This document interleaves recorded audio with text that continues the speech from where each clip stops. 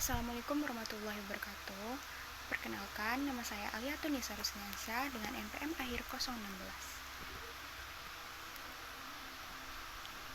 Halo teman-teman semuanya, terima kasih sudah mampir pada video kali ini. Hari ini kita akan membahas sesuatu yang penting.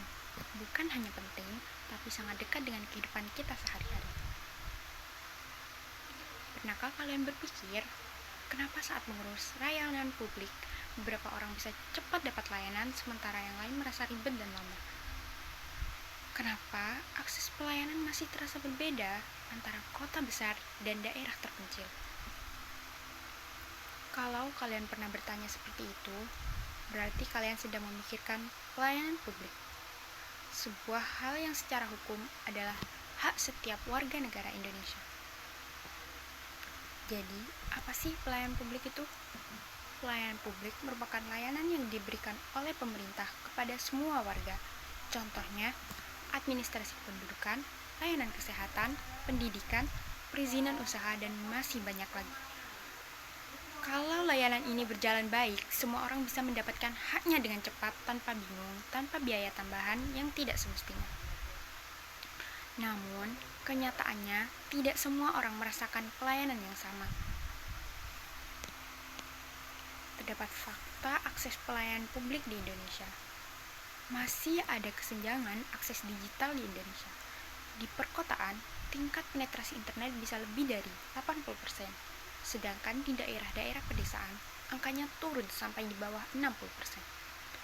Artinya, tidak semua orang punya akses internet yang memadai, tidak semua orang punya perangkat dan kemampuan digital yang cukup untuk menggunakan layanan online pemerintah, dan itu berarti tidak semua warga bisa menikmati layanan publik secara setara.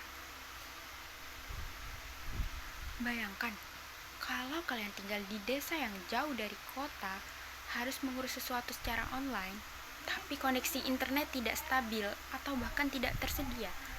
Itu tentu sangat menghambat, bukan?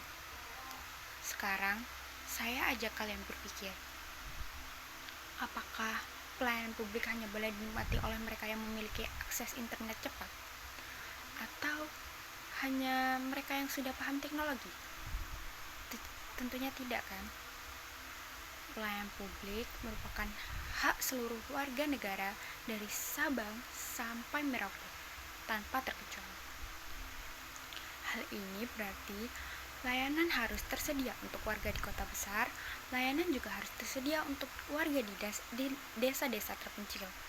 Layanan juga harus bisa diakses oleh orang tua, penyandang disabilitas, dan mereka yang kurang paham teknologi. Jadi, apa yang harus kita lakukan bersama?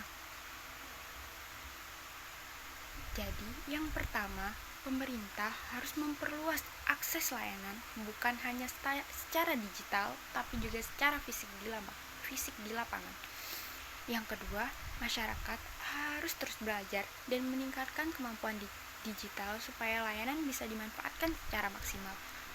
Yang ketiga, kita semua harus mendorong keterbukaan dan transparansi layanan publik supaya prosesnya cepat, jelas, dan bebas dari praktik yang merugikan.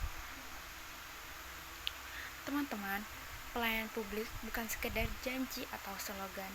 Pelayanan publik adalah nyawa pelayanan kepada warga dan itu harus dirasakan oleh semua orang, bukan hanya mereka yang punya akses bagus, teknologi lengkap, atau pengetahuan digital. Kalau kita pikirkan bersama, itu artinya pelayanan publik adalah bentuk keadilan sosial. Terima kasih sudah menyimak sampai akhir. Semoga video kali ini bermanfaat untuk kalian. Jangan lupa like dan share. Wassalamualaikum warahmatullahi wabarakatuh.